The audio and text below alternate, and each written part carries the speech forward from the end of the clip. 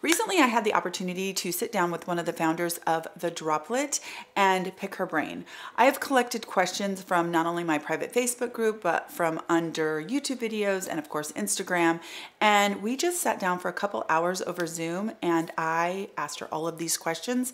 Today's video is the edited down version of that. Now, if you're not familiar with what the Droplette is, you may want to revisit some of my older videos. I have a couple videos that goes over what the Droplette is, what it does, the science, all of that stuff. And I do have kind of a part one to this video where I sat down with the founders originally and they explain all of it. So definitely check out those videos first if you want a little bit more kind of background on this amazing device. I hope you're having a wonderful day and I will see you on the other side. Thank you so much for taking time with us today, Manavi. We've had people in our private Facebook group and also on YouTube and Instagram have questions about the device and also about your future plans. So I'm really excited to be able to answer those. Thank you so much for having me. Okay, so obviously we spoke last time and it was both you and your partner, Rathi, and we are missing her today. If you would just give us 1 second of your time and tell us about where she is, what she's up to, and why she's not with us today. So Rathi and her husband recently had a baby. So she is just finishing up maternity leave right now at the company. Although that being said, she's really not great at taking time off. She's been working, and we're like, Rathi, it's okay. You should spend time with your husband and your new baby.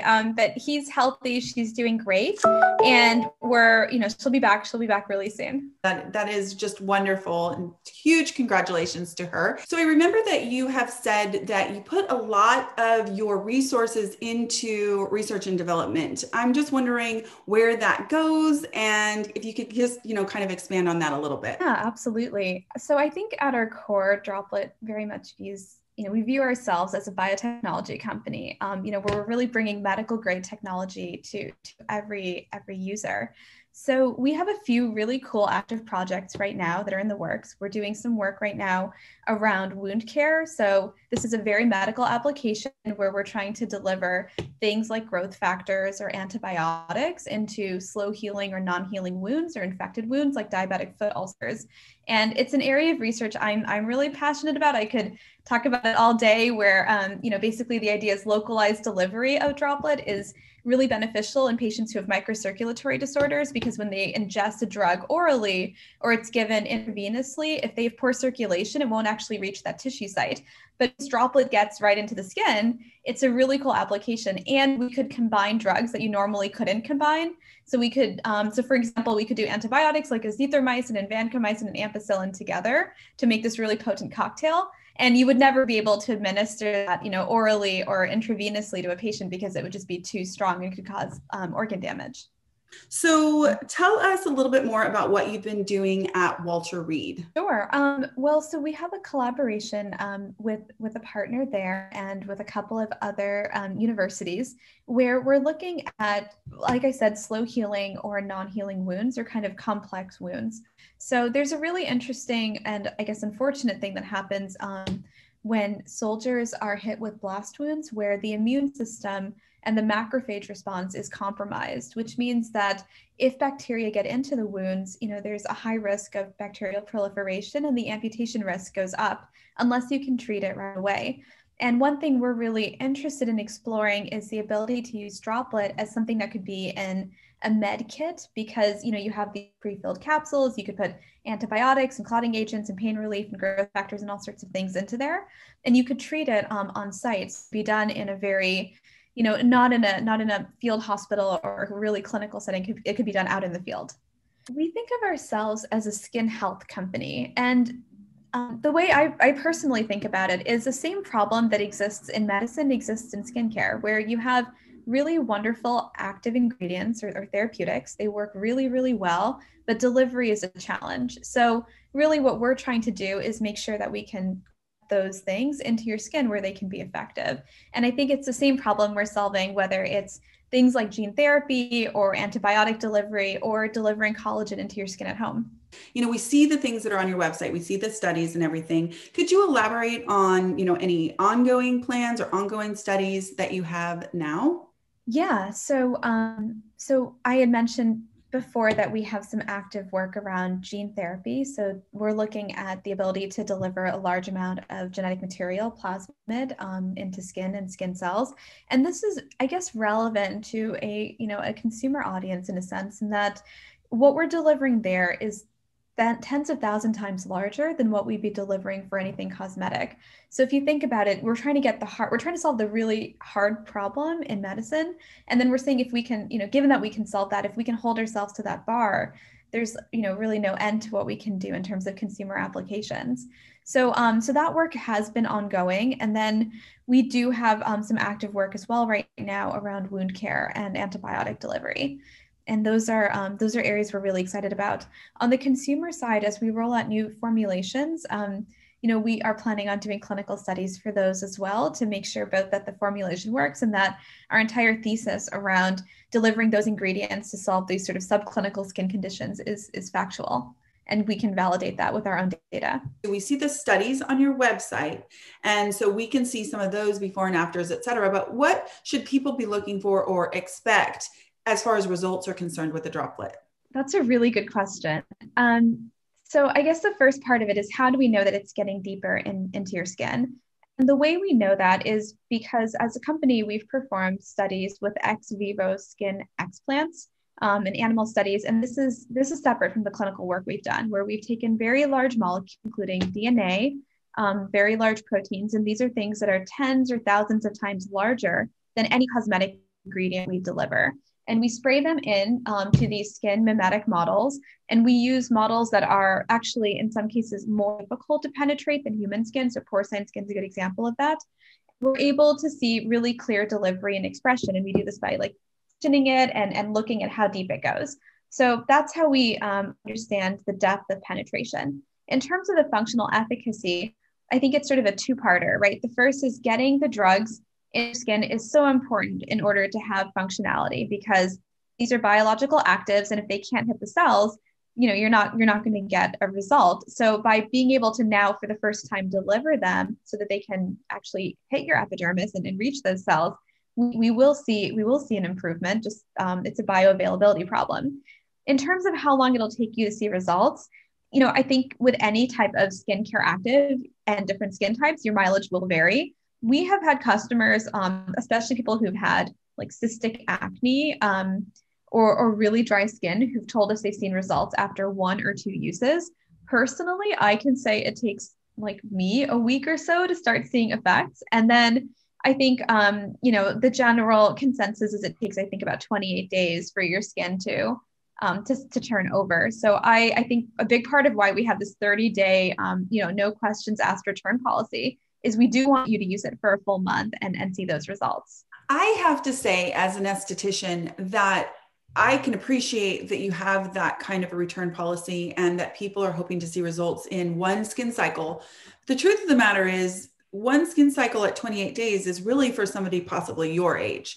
Somebody my age or older, a skin cycle could be 40 days or 43 days or something like that. So I do think that reasonable expectations with any skincare is so important. And that includes Droplette. I think that if we know that these actives are getting into the skin, then we know that something is happening. We just have to be consistent with our usage in order to see it. And then we have to have reasonable expectations on time frame. And that's something I would love to remind people about with all skincare. One thing I'd love to add to that, though, is we actually have had users who send us photos. So what's really cool is we've seen, day 0, day 30, 60, and 90. And there's an improvement. So as you go through more skin cycles, their skin is getting consistently better. And that's been really, really cool to see from my end. So speaking of the studies on your website, do you actually have studies that substantiate the actives actually getting in deeper in the skin? Yeah. So we compare it head to head with topical administration. And we have 2 sets of studies. We have a bunch that are using genetic material. Well, we have multiple sets. We have a bunch that are using genetic material, and we consider that the gold bar for delivery, because plasmids are millions of Daltons in molecular weight. So, it's a mechanical thing. If you can get something millions of Daltons, you can get something hundreds or thousands of Daltons. And then we've also done it with things that are 100 kilodaltons, 100 kilodaltons. So those are, those are RFP tagged, red fluorescent protein tags, so you can very clearly visualize the depth of penetration. And then we have a ton of functional studies with antibiotics and others, like I want to say small molecules, but they're actually, once again, too large to get into skin. So things like vancomycin, it's small relative to DNA, but it's about the same size as many of your skincare actives, and it's too big to diffuse. Okay, so I'm just going to take that so what you're saying is that you have taken things that are extremely large and you have gotten them where you want them to go and you have them marked so you can see that. And so of course you're saying, well, if that is true, then obviously things that are smaller than that, clearly that would also get where it needs to go. Correct. And we've also tested things that are smaller than that. So we've tested like a range of protein and small molecule and, different basically biological structures to make sure that we're able to get it in. And it's not some kind of quirk where, DNA is charged and that's how it's getting in. It's across a wide range of proteins and DNA and molecules. So this is one I get a lot, is that, retinoids and glycolic acid are already small. They have a small molecular size. Why would you need something like the droplet to, get them in deeper than they already are able to go? So a couple of reasons. And I think part of it is those formulations don't just contain that one ingredient. So for example, our retinol formulation contains a large amount of collagen in it as well. And so the idea is you're getting the retinol into your skin, you're also delivering collagen. We have our butane in there too. And so it's not just like the one functional ingredient you're trying to get in this combination, because what we've seen is that it reduces the redness and peeling that a lot of people see with retinol, and it improves, skin tone and evenness with the arbutin. But there's a reason why you'd want to get retinol or acids in a little bit deeper, which is, once something gets past the stratum corneum, the general rule of thumb is it'll diffuse unless it degrades, or in the case of acids, unless it gets neutralized. Getting it in deeper, faster, means that you're going to get a more functional active at deeper levels in the skin. And what that means is you're going to get not just a surface level treatment, but you're going to get something, biological efficacy, and whether it's turnover in this case or peeling in the case of acids, it's going to be happening multiple cell layers or skin layers deep, not just right at the top. So how long do actives stay active once they're absorbed? It depends on the active. So some things like acids, not long at all, right? They're going to get neutralized very quickly, which is why the quick depth of penetration is so key to functionality or improved functionality.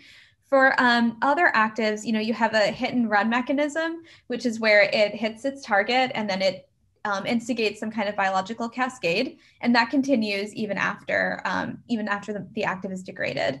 And then we have some really cool stuff. So for example, with the collagen, you have the immediate benefit of skin plumping when it gets in. And then as it breaks down, you're going to get the same amino acids that are in the collagen in the right stoichiometry, so the right ratios. And collagen, as you know, it's just a tripeptide. It's proline, hydroxyproline, and then like a third amino acid. So it'll be in exactly the right stoichiometry, which is easier to make new collagen. So your body can more effectively make it as well. So what capsules are going to be released next? And can you possibly tell us when? Yes. So we have 3 that are in the works right now that we're super excited about. So one is a niacinamide. And the idea there is to really formulate it so that it's optimized for people with rosacea. And rosacea, it's almost 14.5 million people in the US have it. And, we have people on our team who've had it. We have a lot of customers who reach out, and that's really why we kind of went down this route, because we realized that this was a real problem, both from people we know in real life and just from the feedback from some of our customers or people who are interested in Droplette. So that's currently in R&D. We have a tranexamic acid formulation that's also in R&D right now. And actually, the TEA idea really came out of an early conversation you and I had, Penn. So we're super excited about that one. And we think it could be awesome for melasma, especially when paired with either our retinol with our butane formulation or with the glycolic formulation. So we're trying to figure out both what those, what actually will go into the TEA formulation, and then how to best pair it with our other actives to optimize it for melasma. And then finally, we have the one that I'm personally most excited about, which is our growth factors formulation, which is in R&D. My background was in peptide drug development before this. So So growth factors and proteins for wound care and healing are an area that I'm personally really enthusiastic about. And we're trying out a bunch of different growth factor types. There's some that are human derived. There's some that are obviously, I think the fat derived ones are probably not the ones we're going to go with based on the early efficacy data. And then there's animal derived ones as well that we're looking at. And then we're looking at, whether it's a few growth factors together or growth factors plus peptides. Something I'm personally enthusiastic about is exosomes, which we're testing as well. So I think there's a lot we can do. So the way we're approaching it is we're going to try out a bunch of these different sources and combinations of growth factors from different companies. They're third-party vendors on cells, and we're going to look at the functional efficacy. And then the one that has the greatest functional efficacy is the one we're going to down select to and include in our formulation in our capsules. And we're thinking through what that means from a stability perspective, because we may actually recommend that when we send it to you at home, you put them in your refrigerator for a while, or you store them in there. So these are all things we're thinking through and working on. And we're very hopeful that these will come out early next year. There seemed to be, or we saw that there was a small subset of devices that had misting issues. Can you speak on that and maybe what you've done to correct that, or, just get your perspective on that? Yeah, absolutely. So it was about 1% of our units had an issue where we basically have an O-ring, which seals the piezo part of the device. And we had a small batch of them that had a defect. And people who unfortunately received those had defective misting on their product. And we replaced every single one of them. No questions asked. We give you a prepaid shipping label. We'll send you a new one. We take the old one back, and we will replace any capsules that you may have wasted during that process. So we completely stand behind that 1-year warranty. Okay, without a doubt, one of the biggest questions I get in my Facebook group and on YouTube, etc., is when are you going to be able to ship to Europe, to Canada, to Australia, etc.? So right now, as you know, we only ship in the US. I think Canada, we're hoping to do in the next year or so. But honestly, I can't do a commitment just because we have to go through regulatory bodies in those other countries in order to safely ship and sell. Some people have expressed concern over the rosa damascena flower oil. So can you go through that just one more time for us? I know we touched on it before, but just one more time for us. Yeah, absolutely. So we wanted to add in a vitamin E, basically to our formulations because, it's this really great, it has so many great benefits for skin. And when we were working with our formulators, they recommended this as an alternative to pure vitamin E because it has a very high concentration of vitamin E. And then it also has other like anthocyanins and other small molecule compounds from roses. And we read a really interesting PubMed study about some of the anti-inflammatory effects of those compounds, which is why we chose to use that instead of pure vitamin E. And when we were doing user testing, a lot of people really just loved the experience of using it. However, we have heard from you and other individuals who don't like it. And we are doing a reformulation alternative that will also hopefully come out next year, where it's the same thing, but without that ingredient. People want to know if there's any way to avoid the coughing that might happen with the retinol, but also, and maybe more so with the glycolic. No, that's a very good point.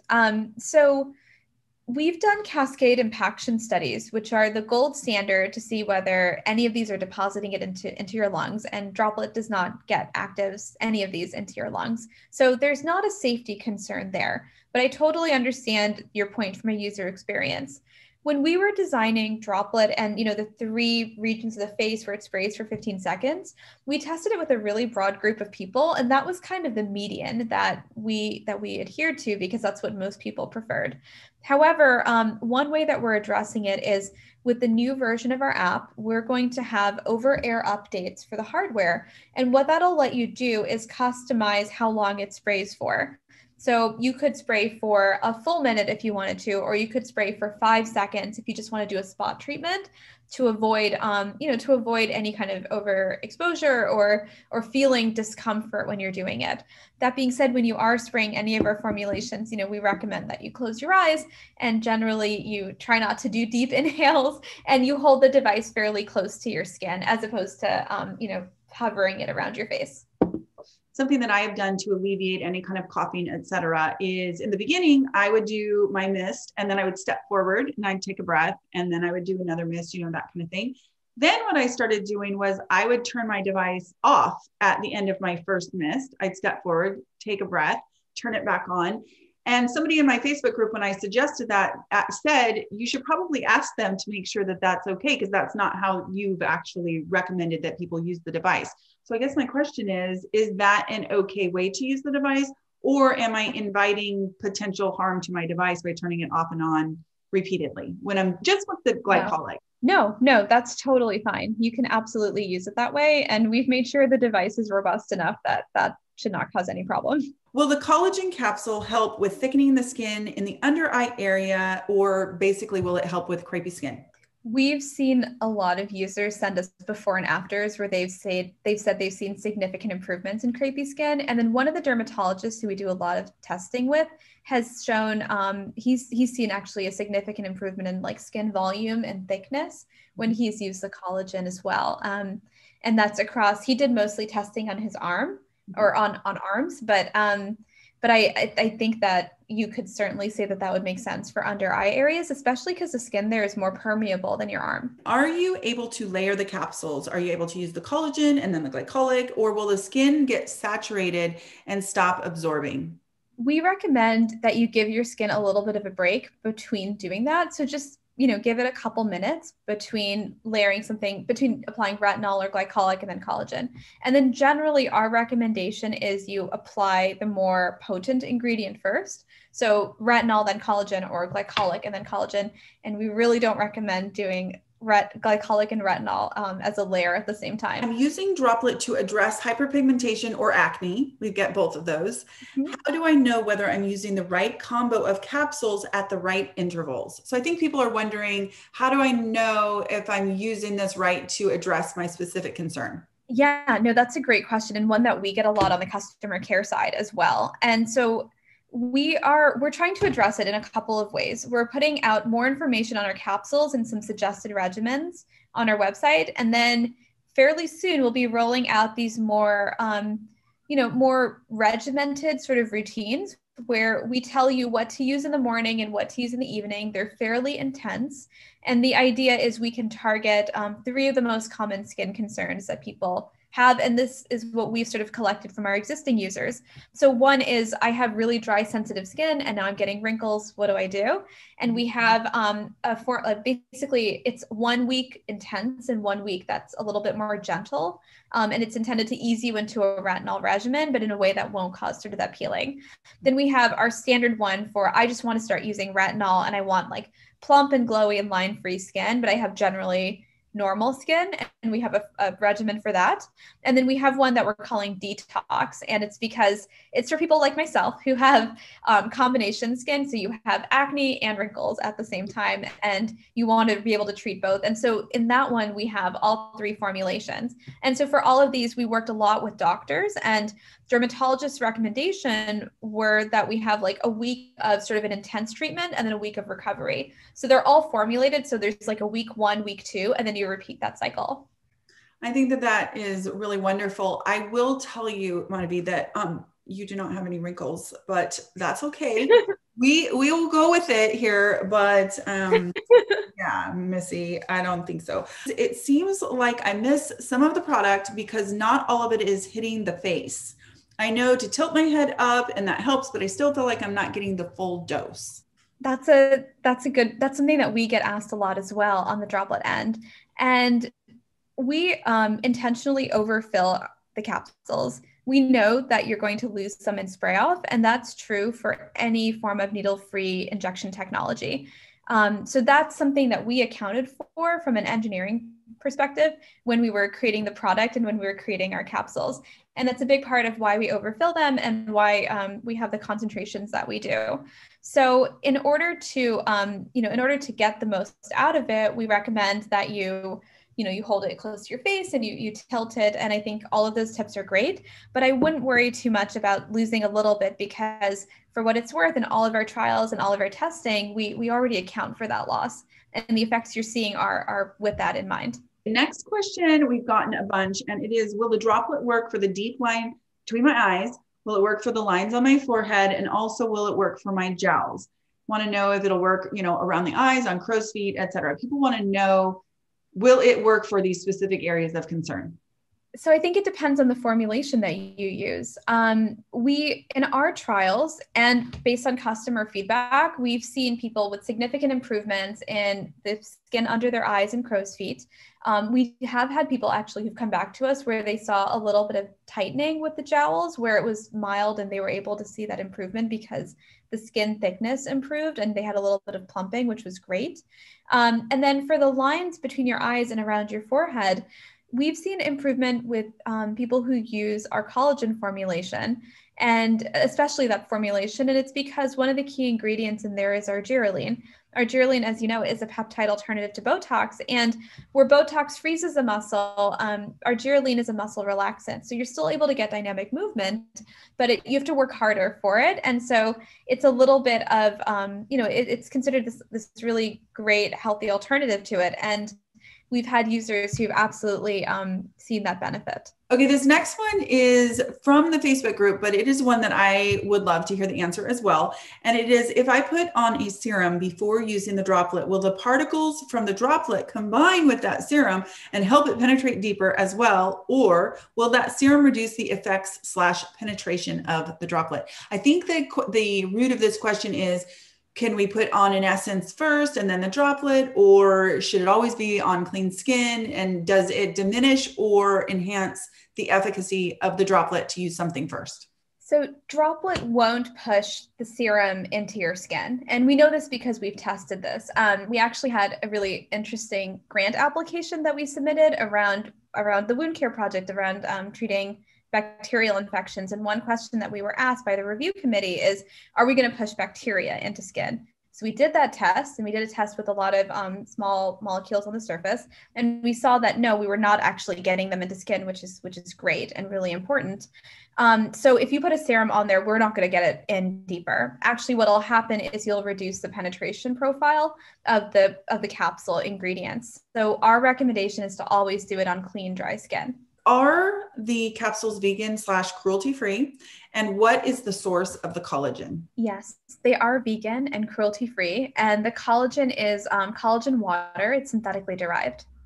Something that you told me the other day that I just think is of interest that I didn't know before is that you're vegetarian. And I think that that's really kind of an interesting perspective for you to have in, just the sourcing of the materials and whatnot, and kind of your stance personally. And I don't know if you want to say anything about that, but that definitely was something of interest to me. Yeah, it's so I'm vegetarian, so is my co-founder, Rathi.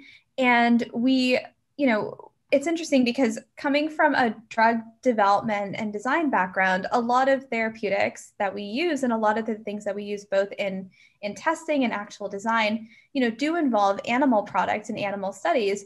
And so for me, philosophically, it's always been about harm reduction. So like, how can I cause the least harm? And, but at the same time, without compromising on efficacy. So when we spoke a little bit about the growth factors, for example, some of the ones we're evaluating are animal derived. And so if that is ultimately what ends up being the most efficacious in our testing, and then we'll move forward with it, but we'll make sure that we're sourcing them, from animals that are treated ethically and just sort of in a good, humane way.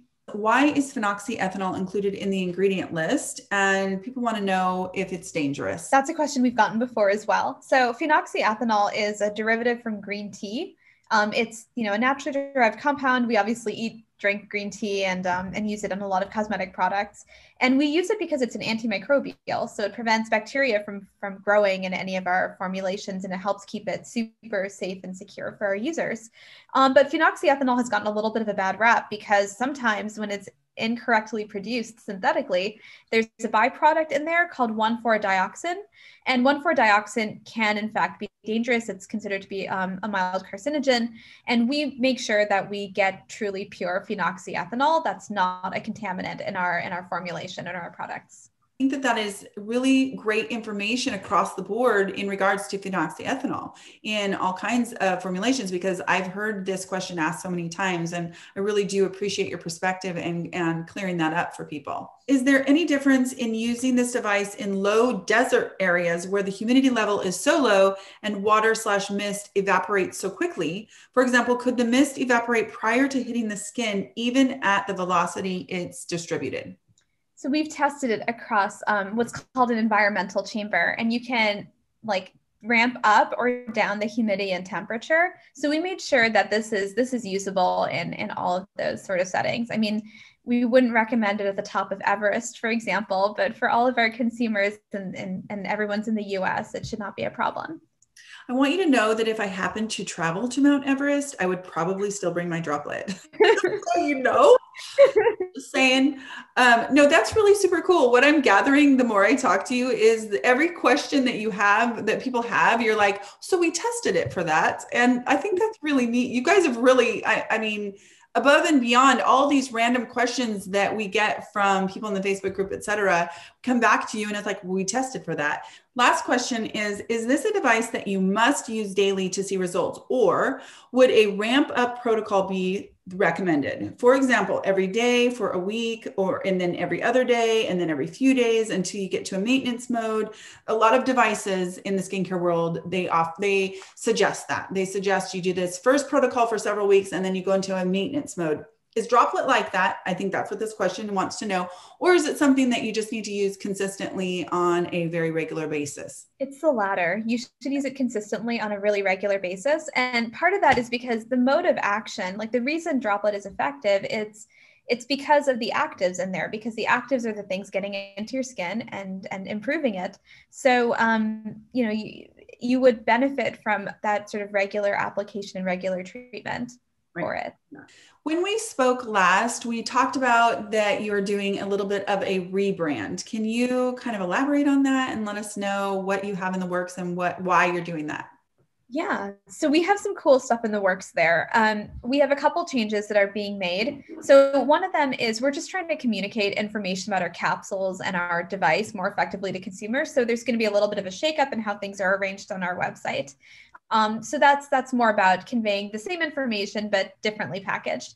In terms of what's functionally changing is we've added a couple new colors for the device. So we polled both people on Instagram and our own team, and we launched 2 new device colors. And just intended to be inclusive to our audience as a whole.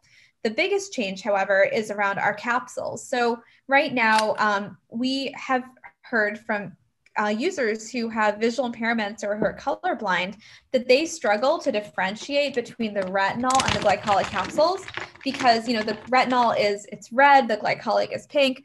They're kind of close together in the color spectrum for people who have that issue.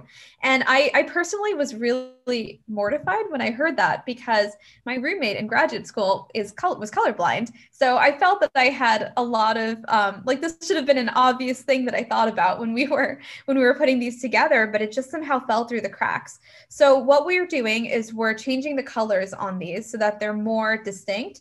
We're making the glycolic green and we're making the retinol a lighter shade of red, so more of a pink. And the idea and some of the testing we've done is we've made sure that if you have a visual impairment, you can very clearly delineate between our capsule colors. Okay, this has been so wonderful. I always learn so much from you. I'm wondering if you have any last, tidbits, or maybe want to tell us what you have, what your plans are, let's say for the next 3 years for the Droplette. Oh, so many. So I'm really excited to roll out additional capsules. I think that there is so many subclinical skin conditions that we can treat really effectively with great over-the-counter ingredients. So for example, niacinamide for rosacea, azelaic acid, for example. And so there's a whole pipeline that we have there. And I think, moving beyond that, I think there's some really cool areas of exploration around at-home administration of therapeutics for real chronic skin conditions. So moderate to severe, eczema and psoriasis, delivering things like hydrocortisone for rashes. So we really want Droplette to be the thing you go to when you have to deliver anything into your skin. And on the medical side, there's, once again, there's some really cool and exciting opportunities. There's work we can do around treating wounds. So slow healing wounds in people with, immune disorders or people who have diabetic foot ulcers. We can improve skin infections and reduce those. So we can help reduce the amputation rate. And that's both in the veteran population and people, in general who have diabetes, but also in our active military. And then there's so much we could do on the gene delivery side as well. There's a variety of illnesses like pachyonychia congenita and epidermolysis bullosa and ichthyosis, where we could really see some cool improvements and really improve people's quality of life. So, I'm really excited about what the future holds for Droplette. Because knowing how much I love just what we have so far, I feel like the future is super bright, and I'm so excited that you guys are so innovative and that you're working on these skin conditions that I hear day in and day out from people who watch and interact with me, that, it really changes people's lives to be able to affect a thing that bothers them so much. And our skin it's our presentation to the world. So I do really appreciate your time. And I thank you so much for being here with me, answering all of these questions. And I hope that we will obviously get to chat again really soon. Yeah, no, thank you so much for having me. This was really fun. Thank you so much for watching. We had such a good time. Every time I speak with Madhavi or with Rafi, I learned so much from them. I hope that you learned from them. I do hope that if you have any other questions, you will leave them in the comment section and we'll do our best to answer them. I hope you're having a wonderful week, and I will talk to you in my next skincare video. Take care.